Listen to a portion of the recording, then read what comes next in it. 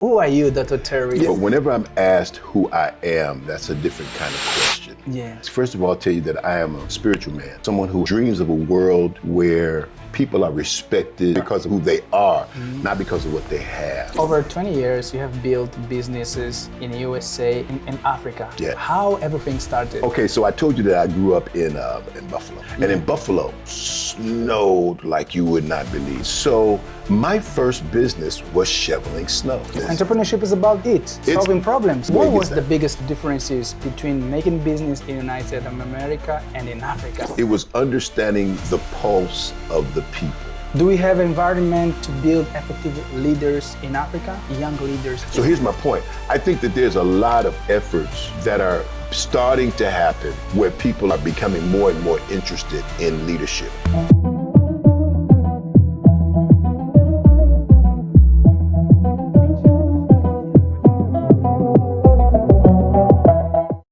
Olá pessoal, sejam mais uma vez bem-vindos ao Angopolyglot Podcast. O meu convidado de hoje é super. Ele veio dos Estados Unidos, é de lá de Nova-Iorquino, é um homem visionário, é um líder, é um empresário. É tanta coisa boa que eu não hesitei quando me apresentaram logo pela primeira vez. Eu disse, vamos trazer esse homem ao Angopolyglot Podcast, porque tem muita coisa boa para partilhar com jovens angolanos. Nessa conversa, você não vai só aprender inglês, você vai aprender sobre a vida, ok? Vai aprender sobre liderança, sobre negócios e tanto mais. Dr.Terry Warr. That's wonderful. Dr.Terry Warr, man. Warr, yes. Man, welcome. Thank you, man. So excited. So glad to be here, brother. When I got the call that to have you here, I was like, don't waste your time anymore. Bring this man here. Yeah. It's a must. I thank you so much for making the adjustment, man. It's an honor to be here with you. You're doing a great job, brother. Thank you very much. Thank you very much, Dr. Warr. You know, actually, I know you before. Okay. When I got the call, I said, I know this man. I've been watching his videos or posts on Facebook. Okay. And it's gonna be great to have this man on our podcast because he's a man of faith, Yes. he's a man of wisdom and Yes. stuff like that. By God's grace, yes. Okay, so I don't want to be the one who is going to introduce you to my audience. Yeah. Who are you, Dr. Terry? Yeah, Describe yourself, please. Present yourself. Well, Introduce yourself. you started off saying some things that give credit to some of what I've done. But whenever I'm asked who I am, that's a different kind of question. Yeah. Because it gives me an opportunity to really honor the one who created me. Man. Okay? So I have to start by saying that I am an eternal spirit here on a temporary assignment. I am what many people might consider a man of God, very spiritual and very connected to who God is, right?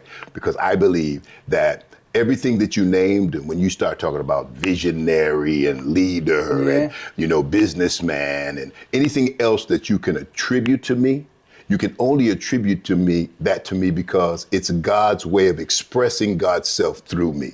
So each one of these things that I do is just nothing more than an expression of what I'm here to do. All right.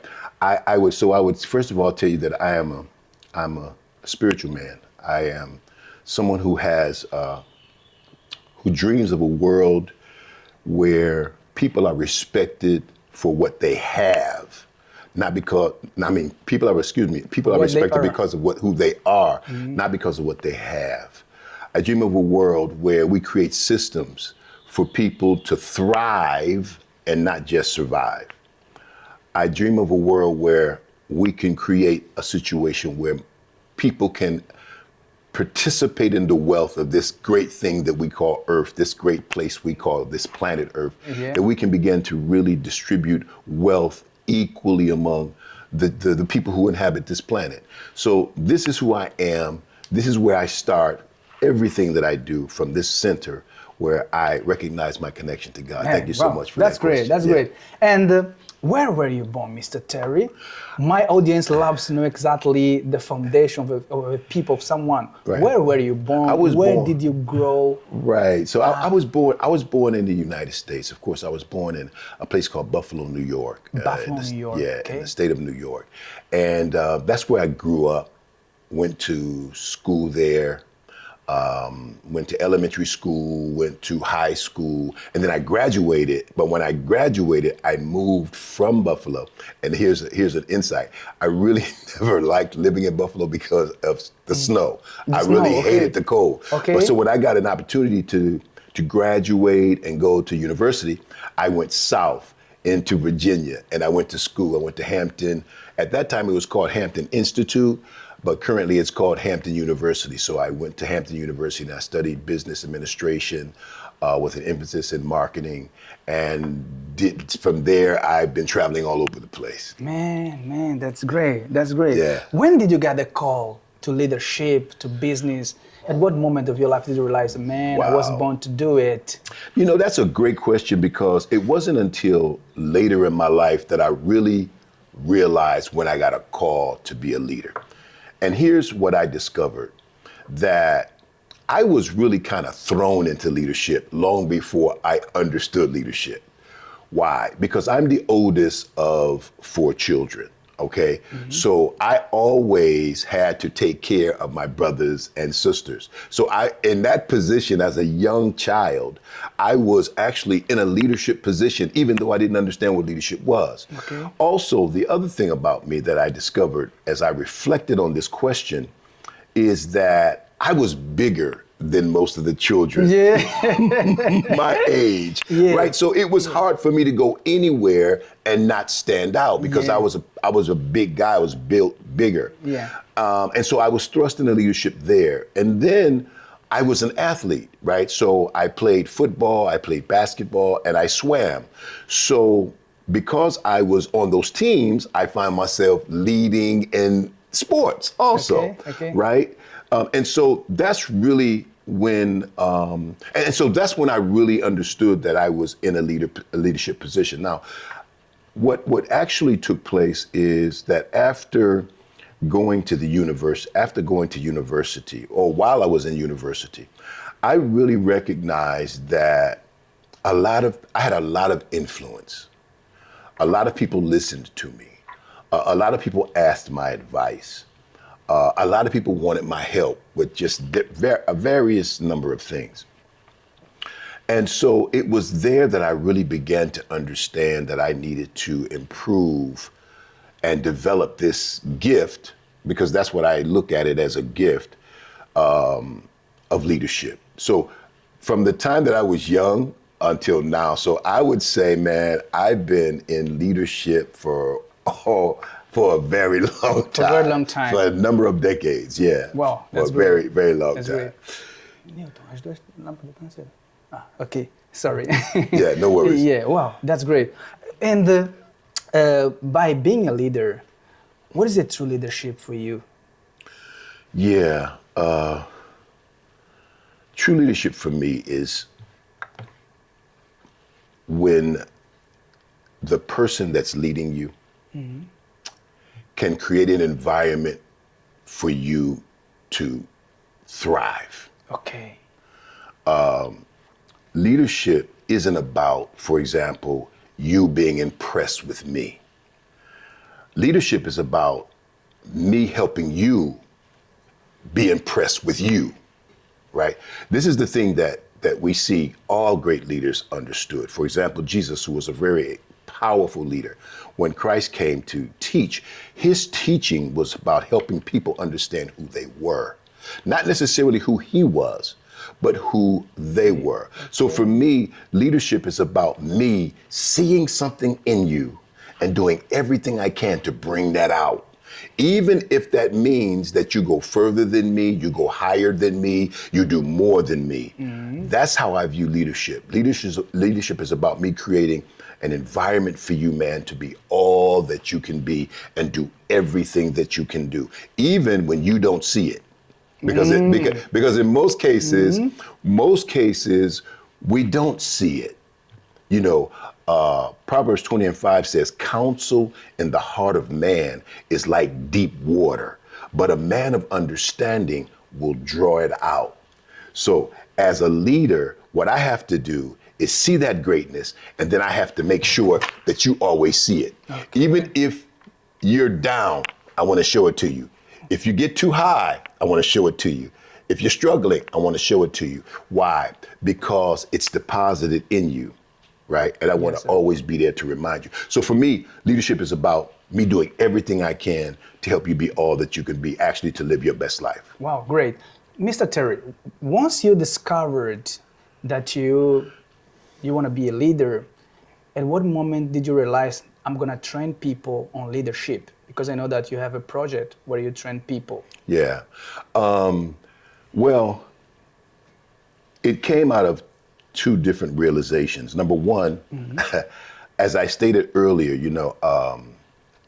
I was a leader before I knew what a leader was. Yeah. Which means I didn't do a good job. I mean, my own inability, my own weaknesses, my own struggles, my own the difficulties that I had with leadership was the first thing that caused me to really want to help others. Okay. But then the other thing was, and I try to say, I'm gonna try to say this as politely as I can, but I experienced a lot of people who were not very good leaders. Okay. Right. And based on a combination of my own challenges and the models that I saw that did not work, that really caused me to get into the research and the personal development that I needed to begin to help others. Because here's what I discovered, that a bad man teaches a good man what bad looks like. And a good man teaches a bad man what good looks like. But watch this. They both have value. They both are important, and they both need to be celebrated. Oh. But here's what we do. We celebrate the good guy and we throw the bad guy away. That's not a good thing. How celebrate the bad guy? No, you have to, because that bad guy helped you understand what not to do. Okay. That bad guy helped you understand what you should avoid. Okay. So that bad guy added value to you, just like the good guy did. That's why you can't throw the bad guy away, because that bad person or that bad example offers you something that the good example couldn't have offered you. Could not offer it. That's why I think we should always celebrate people regardless of their station in life. Okay, good. I know that over 20 years you have built businesses in the USA and in Africa. Yeah. Let's talk about it. How everything started. Your first business. Wow, man. What a great question. Okay, so I told you that I grew up in Buffalo. Yeah. And in Buffalo, it snowed like you would not believe. I'm talking about snow higher than you're sitting. I mean, in the wintertime, snow could get just bad, right? Yeah. And so my first business was shoveling snow. Man. because listen, here's a true entrepreneur. Listen, my first business was shoveling snow. And we would go and we would clean up everybody's yard. We would do everything we could, right, to clean as many yards as we could in our neighborhood. Yeah. And then I started getting guys to come and work for me, to go to other people's house. So I didn't have to do all of the work. And so I started recognizing, wow, there's a problem. There's a problem. Yeah. If I learn how to fix it, I can get money, right? So I offer value for the challenge. And so I began to do that, right? I began to get into the snow removal business, right? And then in the summertime, we would cut grass, right? We would cut the grass and we would cut the flowers and we would take care of the trees, all of that, because there was a need in the community that people were having, right? So that's how I started my first business. Entrepreneurship is about solving problems. It's business, and entrepreneurial people love problems because they don't ever really see a problem. They see an opportunity. Yeah. Right. So that's how I actually got started. I went into it from there, and everywhere I went, even as I grew up in high school and into university, I always had what we call a side hustle. You know what I mean? Something that you discovered that there was a problem, and then you solve it, and you get money from doing it. And so, yeah, that's how it started with me. And that was it. You started your business in your community. Yes. How was to take your business to the next level? I mean, to New York and then to Africa. Yeah. How was it? Wow. Okay, so the principles always remain the same. Problems, solutions, right? So when I graduated from university, I moved to a country, I'm sure you're familiar with, Liberia. Oh, Liberia, So I moved to Liberia. When we got to Liberia, the challenge that I discovered was that there were no real healthcare, beauty care products created for specifically African women, right? So when I discovered that a lot of the women were having challenges with, getting the different lotions and the creams and the different things that they needed for beauty, I said, hey man, let's do this. Let's create a little factory where we would take natural products, we would transform them into creams and powders and the different things that women needed. And we started making these beauty products, right? We started creating so my point to you is simply this, that wherever you go, if you listen long enough to what's happening with the people, they will share with you what type of business is best for you to do, right? And so I always love exploring different business models, right? Because for me, business is business regardless of the model. Yeah. Right? So that's how it happened. It started with that, and then I discovered that you can scale a business. You can you can actually build a business. You can scale it, and then you can sell it. And I was like, okay, I can actually, because other people who have more money or more exposure or more presence in the marketplace, they'll see your idea and they'll say, hey, you know what? This guy got a good thing going. Yeah. I see possibility. I want to buy it. Yeah. Right? Yeah. So you sell it. And then you go from there into looking at other opportunities. But by that time, you're a little bit more versed in what business is about, and you have a good understanding of the marketplace. So that's kind of how it happened, man. That's and what was the biggest differences between making business in the United States of America and in Africa? Yeah, so it was understanding the pulse of the people. Okay. All right. So even as I think about this, I think even specifically about Angola. So the people deal with different challenges in different places. And they have different cultural backgrounds, they have different traditions, they have different ways of believing, right? And so if you understand, if you pay attention to, and this is extremely important, because if you don't understand human behavior, you'll never understand business. And so just paying attention and not trying to, and this is the biggest mistake that many people make. They come from America into Africa and they want the people in Africa to act like the people in America. Yeah. It doesn't work like that. It doesn't work like that. I'll give you an example. So we were, when I moved from Liberia and I moved into Côte d'Ivoire, Ivory Coast, that's where I learned to speak French. I moved into the Ivory Coast. I'm working in the Ivory Coast with one of the leaders of a pop group. I'm not sure if you know the group Kool and the Gang. It's probably long before your time. So Kool and the Gang was a very popular group in the 90s in the United States, a really well-known group. And the leader of that group we had a relationship, and so we worked there in Côte d'Ivoire, right? So because we were in Africa and we had partners in the United States, we were constantly dealing with the tension between their expectation and what was really happening on the ground. Okay. Right?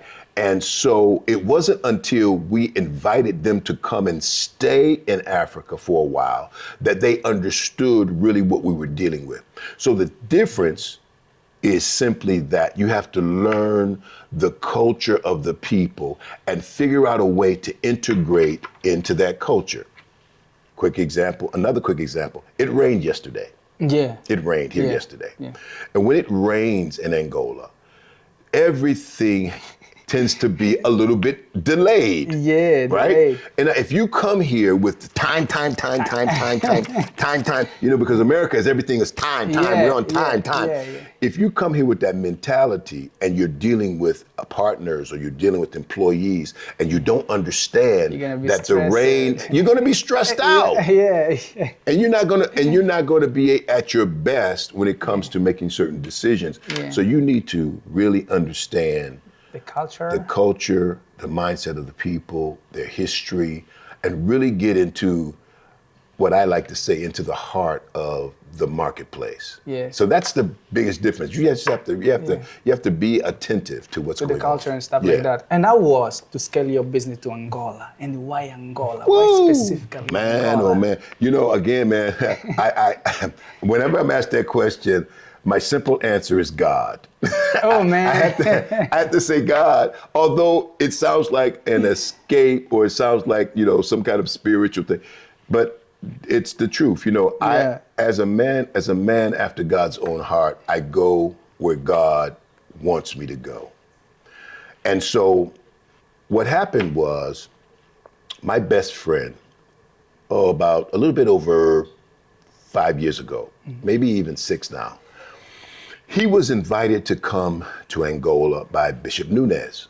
And they brought a business delegation from our community, from the business community in Washington, D.C. Okay. At that time, I was living in and around the Washington area, right? So he came here and I wasn't able to come. Now, he knew I loved Africa because he knew of my history in Liberia and Côte d'Ivoire. So anyway, he came here, man, and he fell in love with Angola. And he told me about all the stuff. He brought back all these pictures and all of this information. And he was like, man, we got to go. And I'm like, man, let's go. I'm ready to go, right? Yeah. So we ran into some people from Angola who were actually doing mining at the time. And we established an agreement with them, right? And so we came here. Really, the first purpose for coming was, to find invest, and then to even connect other investors from the diaspora, people who we were in relationship with, to invest also in Angola. Well, it didn't quite work that way, but God began to show us certain things. So while we were here, we invested a lot of money, and unfortunately, things didn't go well. Oh my God. Yeah, things didn't go well at all. And the people that we invested with, I'm sure they thought that, after the things didn't work out, that we would just leave and go back. Yeah. But I'm not that kind of guy. I said, you know what? There's something else that God is doing here. I need to really pay attention to what it is. And here's what I discovered. I looked at it like this. God used that opportunity, the initial opportunity, to bring me to Angola, to expose me to the Angolan people and the Angolan history and the Angolan culture. And when that happened, I discovered this, that the greatest resource that Angola has, I'll even go further and say that the greatest resource that Africa has is not in the ground. Oh, what is it? It's not in the ground. What is it? It's in the hearts and minds of the people. Oh my God. You, the Angolan population, the people of Angola are the most valuable resource that Angola has. And the moment we wake up and understand that and start investing in the people, that's when everything will change. Because the wealth that's in the ground, right? For the most part, the wealth that's in the ground, that's in the trees, that's in the water, for the most part, that has benefited everybody but us. It has benefited Europeans, it has benefited Chinese, it has benefited just a number of people. But I came here believing now that Africa wealth belongs to African people. And so investing in the people became like the connecting point, because God knew what he had already deposited in my heart, which was to invest in people. So what I came here thinking that I needed to be into mining for diamonds and gold. It didn't work. It didn't work out. It did work, but it worked differently than I thought. And it worked. Now I'm in the mine. I'm still in the mining business. Oh, yeah. But I'm mining the hearts and minds of people. Man, you killed me. You understand? Yes, I'm mining now. I'm looking into brothers like Delson, who was on my team, brothers like yourself, any of the people I'm looking into their heart to see what treasure God has deposited there. And sometimes, just like you have to do for diamonds and gold, you have to remove a lot of dirt and do a lot of digging to get to the most precious piece. Is that the reason why you founded the Civic Leadership Center? Yes. One of the projects that we had was the Center of Creative Leadership. That was designed for that express purpose. To mine to mine the hearts of the people. Okay. That's right. We transform followers into leaders and leaders into transformers. So what I'm interested in doing, what is important, I think, in every country in Africa is for us to create an ecosystem of leadership where those who are followers become leaders, but they don't just stop there. Those leaders become transformers who make other leaders. It's important that we recognize that leadership is something that we should begin to instill into our children when they're hardly able to talk. Can you talk a little bit more about the Civic Leadership Center? How does it work? Right. So at that time, I'm no longer connected to that operation. We're no longer connected to that operation. But it was set up for the express purpose of training people. We've shifted gears now, and I'm doing it in a different way through my collaboration with eMetro and other organizations. But the purpose is still the same.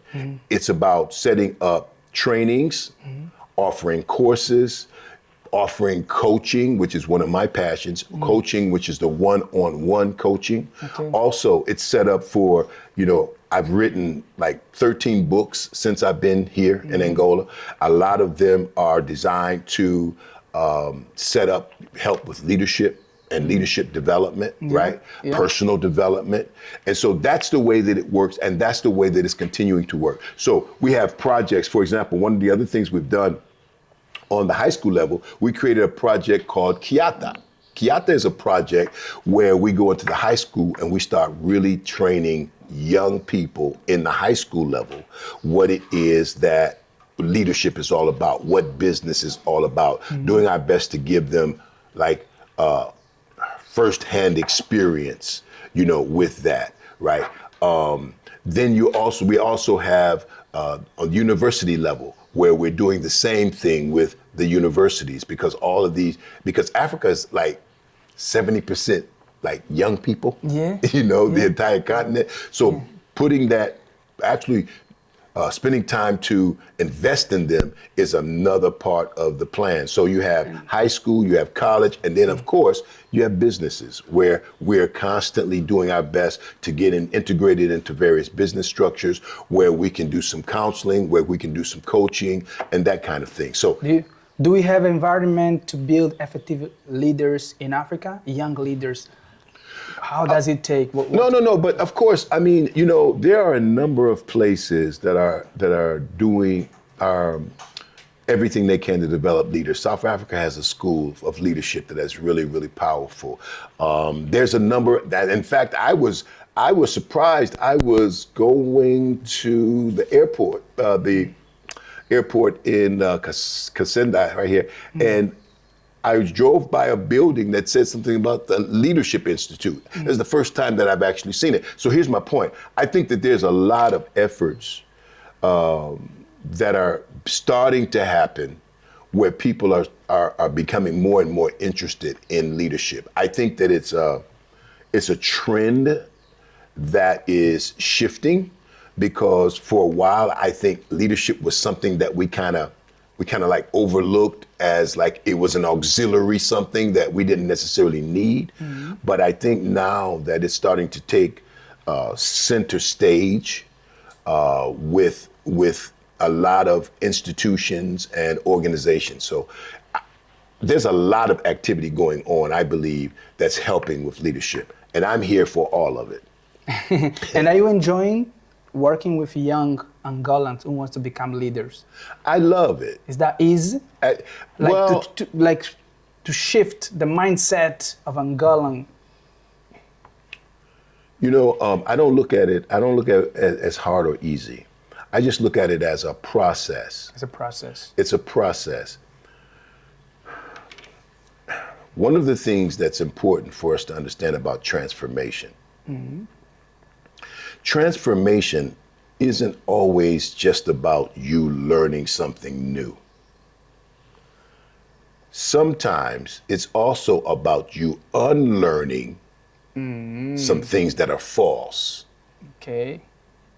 Because there's some beliefs that we have that no longer serve us. Some beliefs about ourselves. You know, earlier I said, and I'll give you a simple example. Earlier I said that, you know, when we first came, we wanted to invest, and then we wanted to connect outside investors to Angolans. Mm-hmm. One of the things that I discovered was challenged that formula is that Angolans have a hard time trusting other Angolans. And that's a mindset. Somewhere somebody convinced us that we can't trust each other. Somebody convinced us that we can't work together. Somebody convinced us that we are incapable of doing certain things on our own. Like we have a problem locally, and in order for us to solve the problem, we feel we gotta go to Brazil, or we gotta go to Portugal, or we gotta go to the United States to solve the problem. That's not a good mindset to have, right? So it is thoughts and ideas like that you have to work with people in an attempt to help them unlearn that, because that's not true. It's never has been true, right? But we have accepted it as true. So I love doing it because it's one of the reasons God placed me on the planet to do. And it's a passion of mine. It's something that I get enjoyment when I see people really, you know, shift the mindset and say, wow. In fact, that's one of the reasons why we started our radio program, Mental Meals, right? So we have a radio program that we do every Wednesday from 11 to 12 on 91.3 Radio E-Metro. It's about... It's the slogan for the radio program is powerful thoughts create powerful people. We believe that powerful thoughts create powerful people. So because of the shift that I strongly feel we need in Africa, and this is across the entire globe, across the entire continent, the shift that we need is a mindset shift. We have everything everybody else wants. Yeah.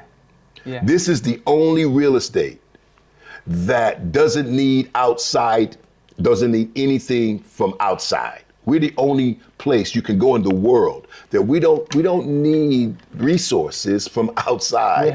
We have it. The only thing we don't have is the mindset to properly steward it so that the people in this land can benefit from it before anybody else does. Wow. You understand the challenge? I see. So that's where I am with that. So mindset is the big importance. That's why we created the radio program. That's why we have our Mental Meals WhatsApp group. All of that's about mindset, and doing it consistently enough and over an extended period of time so that people can catch it. And how to make part of your programs? If someone is watching, like, I want to be part of that. I want to learn leadership with Dr. Terry. How to be part of that? Well, you know what? Requirements. No. Yeah. I mean, all they have to do is get in touch with my team, and I'll give you the information where you can put it, on your podcast. Yeah. And people can just reach out, man. Just reach out. All they need to do is reach out. And we will help them get integrated, find out what their needs are, and what exactly it is that they want. If they want one-on-one coaching, if they want to learn some things, whatever it is that they need, that's fine. The other thing that they can do, I've written several books, as I stated earlier. One of the books that I wrote was The Future is Now. And The Future is Now is a book that I wrote for young leaders.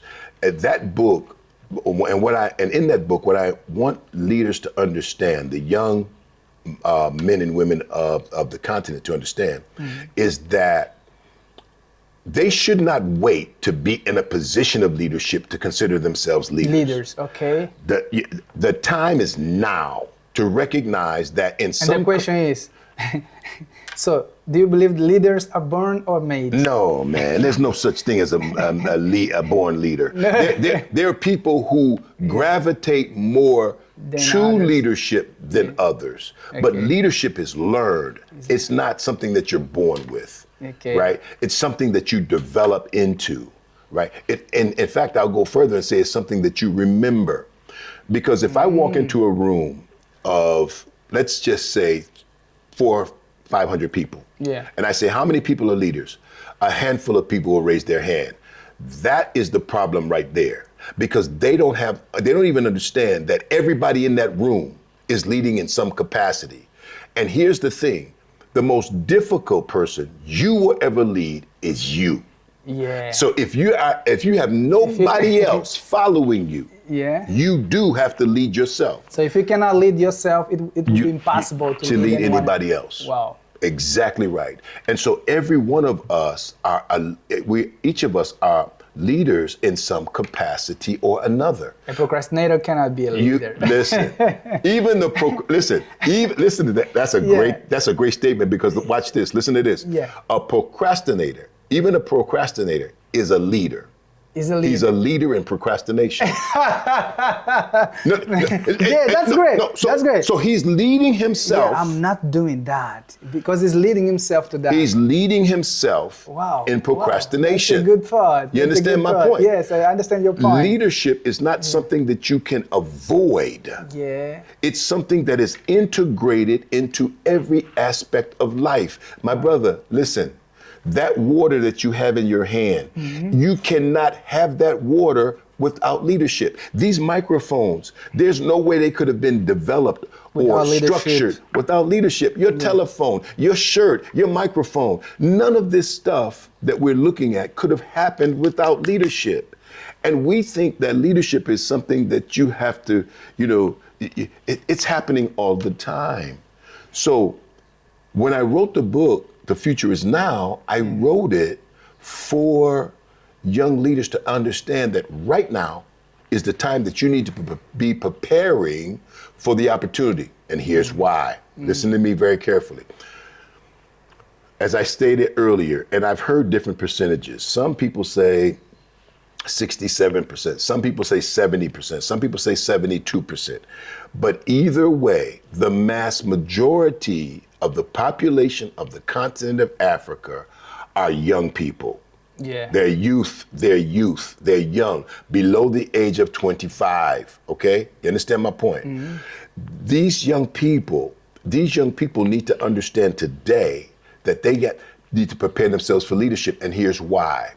Because the other, let's say 30% are old. They're 70, 80, some may be 90, and guess what, my friend?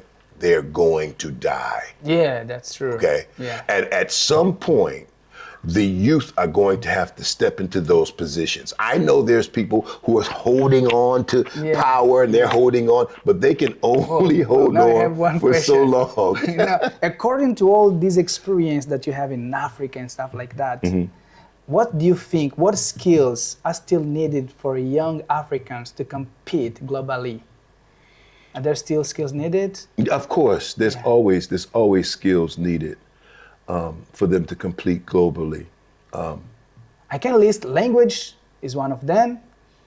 Yeah, language, of course. If you're going to do, and I'm so glad you mentioned that because, I try to get the young Portuguese brothers and sisters to understand that they need to learn how to speak English. Yeah. And it's not because, of anything other than the fact that most of the world speaks that language and the knowledge base associated with, a lot of what's going on is in English. It's not in Portuguese, it's in English.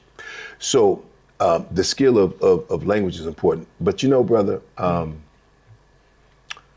I want to go a little deeper because I think one of the skills that we need that's very rarely talked about, and that skill is to love, respect ourselves. Love and respect ourselves. You need the skill of loving, respecting yourself, and loving and respecting others. That's a skill that we need that's not talked about.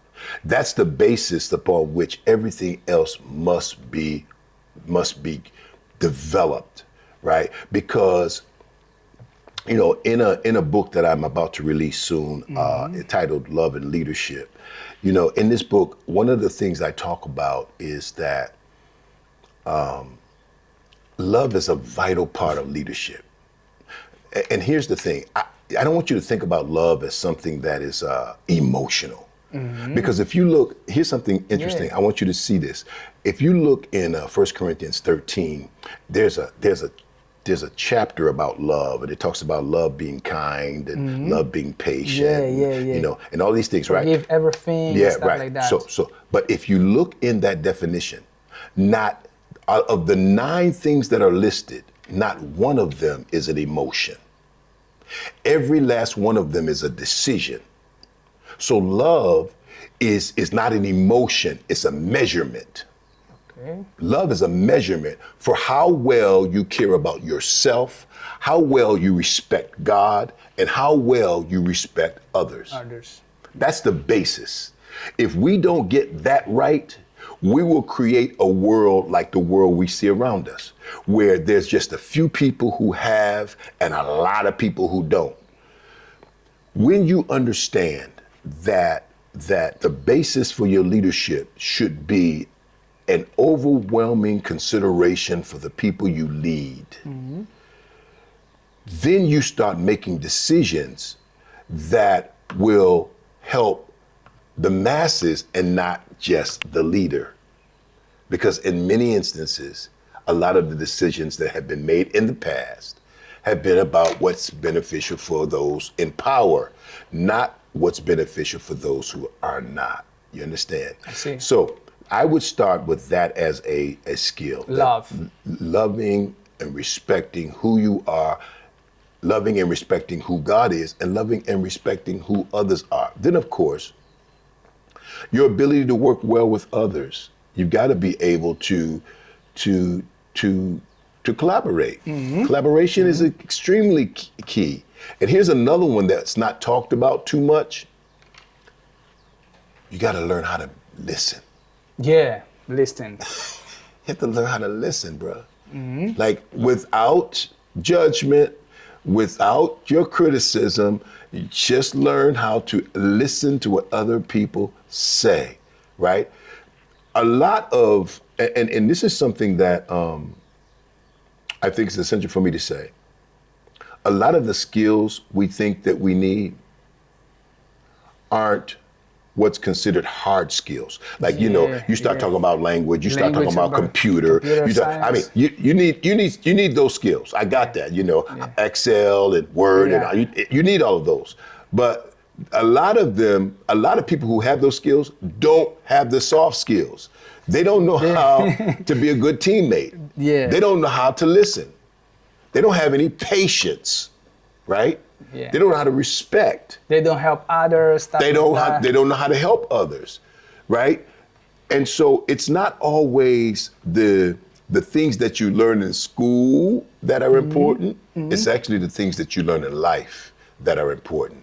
Those are the things that we need to develop more of in terms of allowing us to compete on the world stage. Wow. Yeah. Dr. Terry, man. Yeah. I'm so glad with these thoughts of you. But tell me one thing. You're in Angola, I think about 4 years, right? What do you think that we still need in the country, like to position ourselves in the global market? You know, I think a lot of the things that Angola needs to position themselves in the global market are underway. They're in process. They're in process. They're in process. I don't think that. I think it's a process. First, let me just share this with you. Nation building.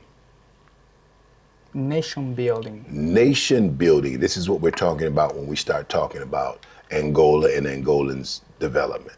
We're talking about nation building. It's different from building a family, although some of the principles may be the same. But Angola is, they say 50 years, right? 50 years 50 old. years now. Okay, I'll give them that because I understand that, but 27 years of that was civil war. Civil war, yes. Right. Yeah. So let's subtract 27 years of infighting from 50. That means Angola's 23 years old. Let me tell you something, my friend. When America was 23 years old, it didn't have the infrastructure that Angola has. Oh, man. In fact, when America was 50 years old, it didn't have the infrastructure that Angola has right now. It didn't have access to the internet. It didn't have AI technology. It didn't have a lot of the things that we take advantage. They didn't have podcasts. No, this is... And we do have. We have this. Yeah. We're doing this. These kind of conversations weren't being had. We didn't have them kind of conversations when America started and was 50 years old. Yeah. You have to respect the process that's happening in the liberation of Angola. That process, Angola is so far along in its development, right? I often hear people say, the president needs to do this, and the president needs to do this, and the president needs to do this. Oh my God, the president needs to do this. Listen, here's what I like to ask. Here's the question. How many countries have you been the president of? Because until you've been the president of a country, that qualifies you to tell me what a president should do. Because you have no idea what the president should do. Because you don't know what the president is dealing with. You have no idea what he's dealing with, right? So what I think we need to do is be patient. Be patient. I think we need to be patient, and we need to keep having these kind of conversations.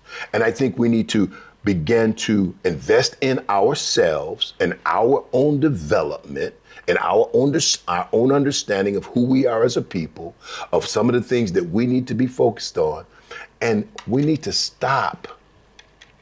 And I'm going to do my best to listen to Delson, because Delson always gives me good advice before and after interviews. So I'm going to be as polite as I can. Yeah. We need to do our best to stop looking at other nations for our examples. We need to find our examples among ourselves. Okay. We need to learn how to go to the things that are connected to African culture, African people, and an African way of life.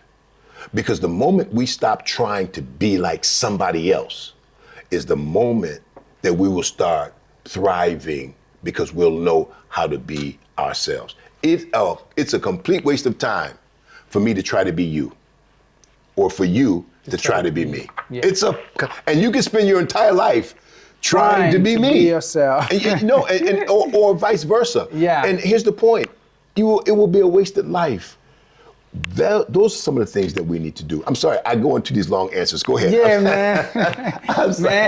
When you start speaking, no way, man. I'm sorry. Yeah. And as I'm good listener, man, let him finish. Well, Yeah. I have like now it's like short questions right now because I don't want to wrap up without making these questions. What is a daily? If I want to be a successful man, what a daily routine should I have? What do you advise someone who wants to be a successful guy? Okay, a daily routine that I believe you should have, and Delson and I talked a little bit about this today. You know, first of all, you need to know what you want. You need to be very clear. Okay, clarity. About what you want. And every day, you need to revisit that in your mind and heart. Every day. Wow. For example, in the morning when I wake up, right, before I answer my phone, before I get out the bed, before I do anything, I envision where I want to go and what I want to do. I have a picture in my mind that I visit. And that picture, that focus, and not only that I think about it, but I feel it. Because when you have a connection between your vision and your passion, nothing can stop you. Because always remember, never forget, you are a co-creator with God. You're never on your own. God is always working. And in fact, God is always doing what you are incapable of doing. There's never a time when God is not working. And so I was telling Delson before the show, I said, one day I was sitting and I was working on something. And I said, God, help me with this. And God said, that's not the way to pray. He said, because if you say, help me with this, you assume that I'm not already helping you. Okay. I'm already helping you. What you need to say is, God, help me become more aware of how you're helping me so I can join you in your work. That's a different prayer. Mm-hmm. That recognizes that God is always working. So the first thing you should do is get a vision for where you want to go, and you visit that vision every day. You should do it in the morning, you should do it at noon, and you should do it at night, because the circumstances in your life might not line up with that vision right now. Mm-hmm. You know, yes, like you still might have to, you don't have a car, you still might have to catch the bus, and you still got to wait in line, and all of the challenges that associated with you going to where you're going may still be present. But if you are clear about it and you visit it every day, in the morning when you wake up, you visit it again. When you at noonday before you do it, you visit it again. At night, you revisit it again, and you allow that thing to focus you. And in the process of doing that, your steps will be ordered in that direction. And not only that, and here's the most powerful piece, you'll begin to attract to you the things that you need. Because it's not always about your effort. Your success doesn't solely depend on you. No. God is involved in your success too. Yeah. Right? So if you can learn how to do that, and then once you do that, the other thing I would say, your greatest assignment is to live in alignment. Okay. Your greatest assignment is to live in alignment. Okay, so what is that? Break it down. Okay, break it down.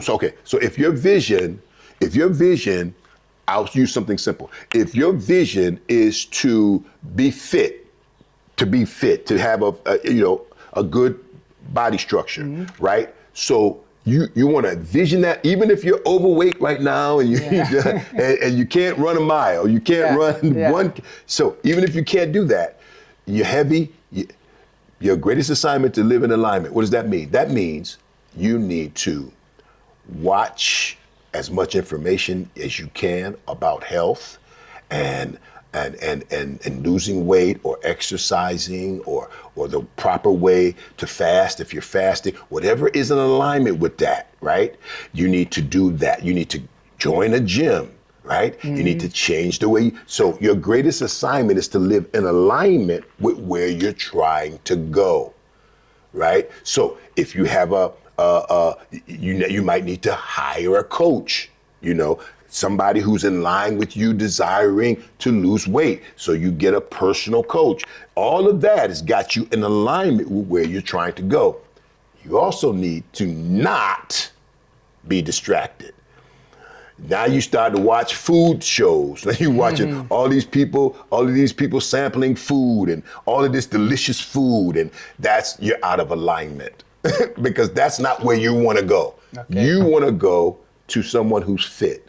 If you have that kind of mindset where you can envision, you can visualize where you want to go, you can visit them visions every single day, you can make sure that you stay in alignment with where that vision is trying to take you. If it means reading books, if it means watching videos, if it means getting a coach, whatever it means to keep you focused on where you're trying to go, that's what you should do on a daily basis. Okay. Does that help?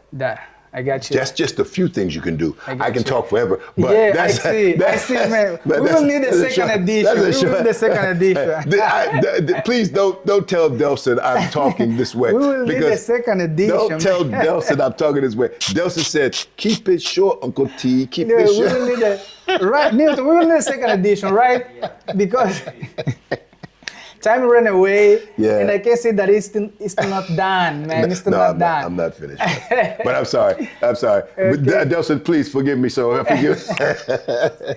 Well, we have to close, Yeah. We have to close. Let's close out. Time ran away. Yeah. But even me, I have one last okay, question. One last question. And I'll keep it short, Delson. One biggest mistake that stop people to grow. If you I wanna grow, I wanna grow, but there is one thing that is holding me back. One thing, only one thing. You can list maybe one thing that hold people back when it comes about to personal growth. Not believing that they can. Wow. Yeah, that's the one thing that holds people back. Yeah. The thing. I've been facing that, Don't believing that you can. Yeah. My friend, listen, it's called fear. Fear, yeah. It's called fear, not believing that you can grow. It's fear. Sometimes when I'm talking to people, I have to say these words. I want to speak to your spirit, not your ears or your eyes. Why? Because your ears and your eyes have been trained and programmed to a certain belief. But if I speak to your spirit knows what I'm saying. It can feel it. You can feel it in your heart. You can feel it. You might not even be able to explain it, but you can feel it. Because when the spirit hears truth, it gravitates to it. Even though your ears and your eyes, they'll come back later and say, well, what about this? Yeah. What about that? Yeah. What about this? Right? And have you reluctant? You got to believe that you can. And you also need to believe that God wants you to. Right? But I'll leave you with this, my friend. Please remember and always remember and never forget. Your transformation is not found in you becoming someone you've never been. Your transformation is found in you remembering who you've always been. When you can remember who you really are, that fear disappears. That lack of belief disappears because you remember there's nothing that can keep me from what it is that I want to do. Wow. Thank you. Thank you. Dr. Terry. Yeah. Man, guy, this was like a final quote was the best, Thank you very much. Thank you, man. For Appreciate coming it. here. Thank you. Yeah, it was a great pleasure, a great lesson. We're not done yet. We need more. We're not done yet. We need more. maybe in another opportunity, Okay. I'm going to be invited. It's my pleasure, man, to help you. I want to take you, I want to do anything I can to support or encourage you along your way. Amen. You're a young man. You're doing a great job, man. I'm so proud of the effort. I'm proud of the setup you have, the work you're putting into this, your ability to speak multiple languages. Thank you you. speak English, you speak French, you speak English, you probably speak Swahili, you probably speak Bantu. I mean, but my point is, man, congratulations on that. I'm proud of you. Thank you very much. We're going to exchange numbers. Yes, sure. You will not be able to get rid of me now. We are family. We are family. Okay, so let's stay connected, man. It was a pleasure meeting you all. Delcio. Yeah. Thank you. That's my guy. Thank you for calling. That's my guy right there. Bro, don't forget, if you love it, hit the subscribe button. If you want to be a sponsor, if you want to be a sponsor of this podcast, if you want to have your logo here, call me. Don't be afraid. Yeah, that's right. See ya. See ya. Thank you, man. Thank you, brother. Thank you, doctor. We made it.